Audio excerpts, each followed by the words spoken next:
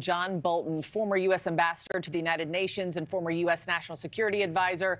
Ambassador, thanks as always for joining me this morning. Just a horrific attack on innocent concertgoers, families, young kids. France has already raised its terror alert warning to its highest levels in the wake of it. How concerned should we be here at home about the potential for an attack on U.S. soil? Well, I think we should be extremely concerned. Remember, this same ISIS-K group took credit for the attack in Iran just a few months ago. And the ISIS-K is concentrated, not entirely there, but concentrated in Afghanistan after Taliban retook power. We know from open session testimony by administration officials that thousands of terrorist fighters have returned to Afghanistan since America withdrew in 2021. And I think this shows they've got the capability to mount terrorist attacks, at least in nearby countries.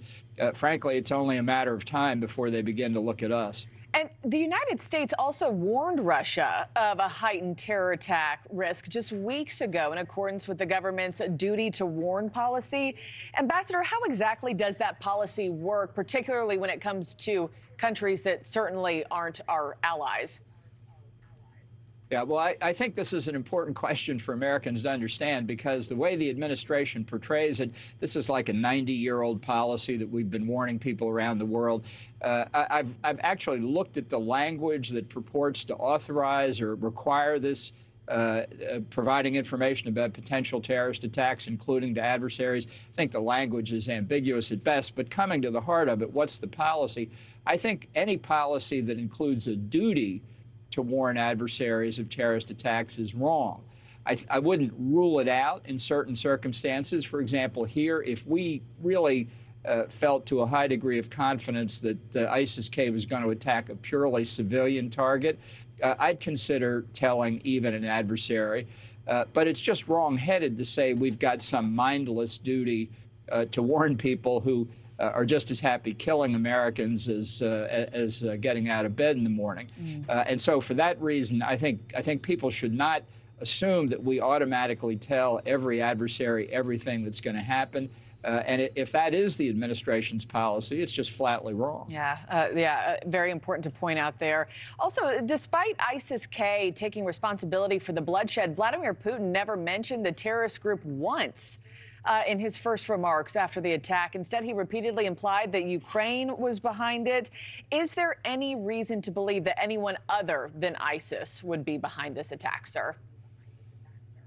No, I don't see any reason at all other than for Putin's perspective. This gives him a propaganda hook to go after targets in Ukraine, which he's already started to do, and to give some basis to tell the Russian population that they are now not in danger nationwide from ISIS attacks other than the suburbs of Moscow.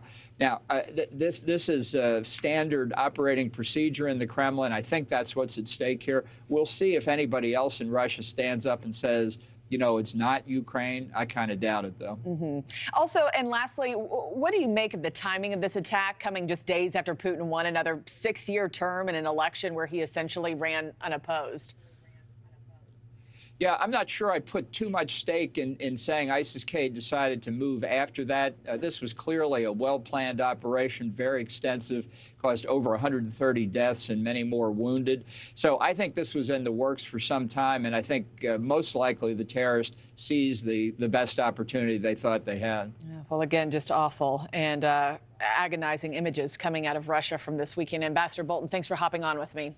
Thanks for watching, everybody. Go to joinnn.com to find NewsNation on your television provider. Also, don't forget to click that red subscribe button below to get more of NewsNation's fact-driven, unbiased coverage.